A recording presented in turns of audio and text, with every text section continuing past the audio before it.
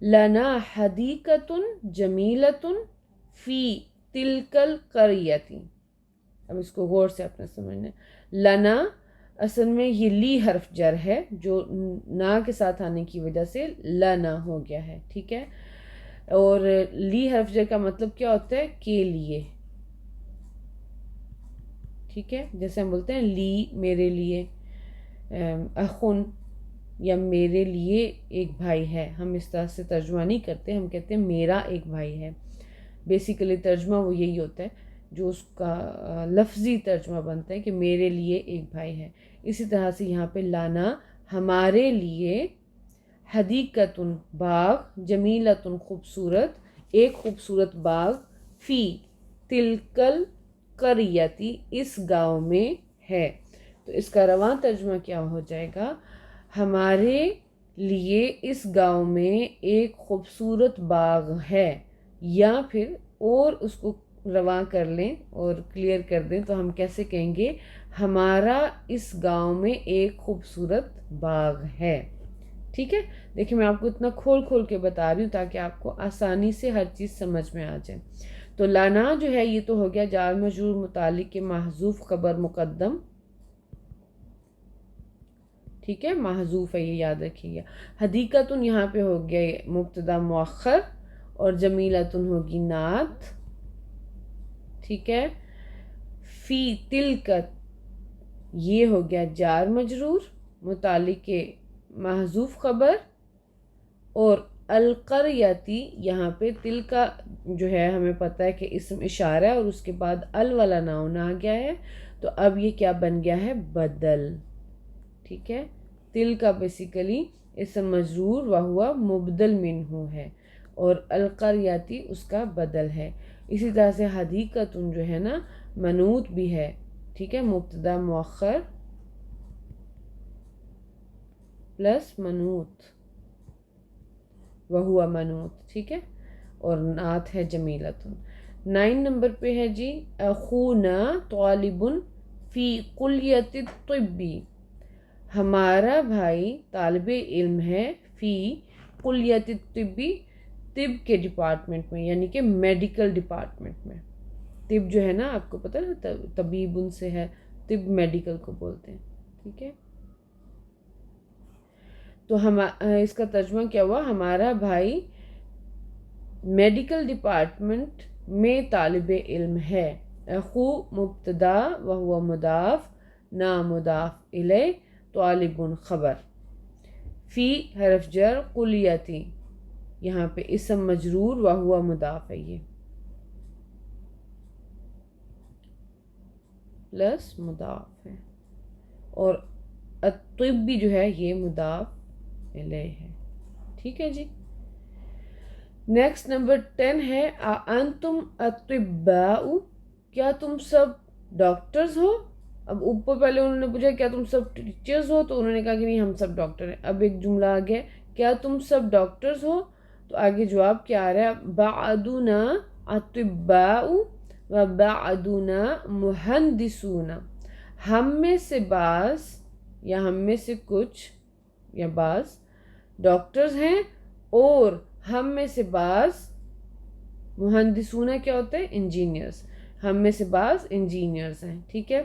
تو اب اس میں بعد جو ہے مبتدا وہو مضاف، نا مضاف الیہ،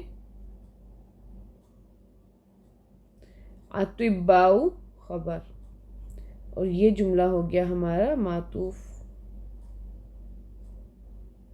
علیہ، واو حرف عطف اور یہ جملہ معطوف. ٹھیک ہے. اور سیم انالیسس. اچھا جی. نیکسٹ ہے اللہ ربنا و ربکم. اللہ ہمارا رب ہے اور تم سب کا رب ہے. ٹھیک ہے. تو اس میں اللہ جو ہے مبتدا، ربو خبر پلس مضاف،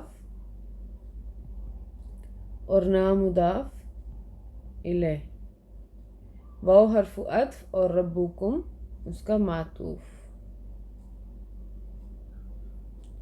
ٹھیک ہے.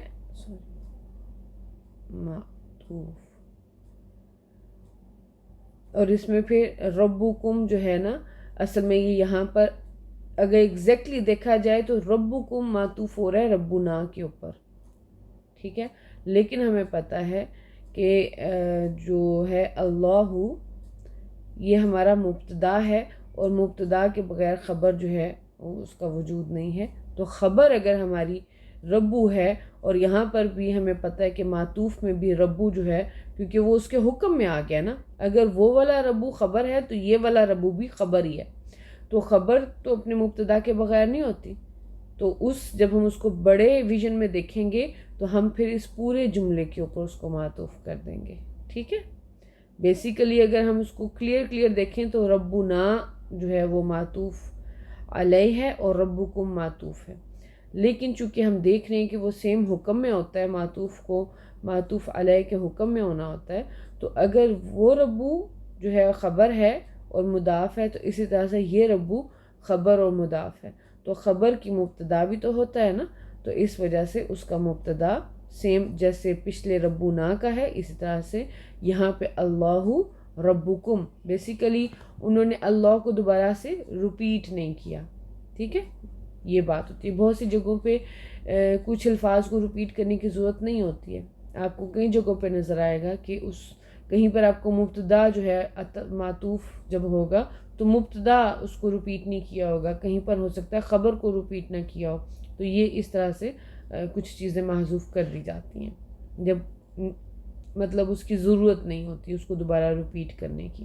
انڈرسٹوڈ ہے، اللہ کے بارے میں بات ہو رہی ہے کہ کہا جا رہا ہے کہ اللہ ہمارا رب ہے اور تمہارا رب ہے، تو دوبارہ سے اللہ کہنے کی ضرورت نہیں تھی، اس وجہ سے اس کو حذف کر لیا گیا۔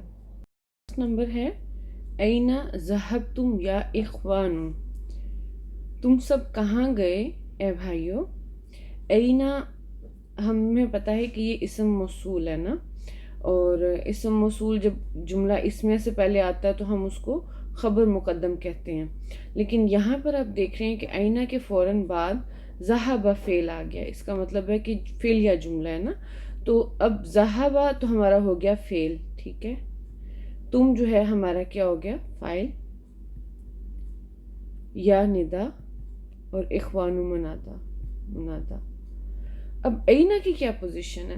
اینا میں آپ کو دیکھیں تھوڑا سا اگر آپ غور کریں تو آپ کو سمجھ خود بخود ہی آ جاتی ہے کہ اینا اس کا مطلب ہوتا ہے کہاں، اور جب ہم کہاں کی بات کرتے ہیں تو ایک جگہ کا تصور آتا ہے نا ہمارے ذہن میں کہ کسی جگہ کی بات ہو رہی ہے، اور جگہ جو ہوتی ہے وہ کیا ہوتے ہیں؟ ظرف المکان، تو اینا جملہ فعلیہ میں مفعول فی ہی بن کے آ گیا، ٹھیک ہے جی۔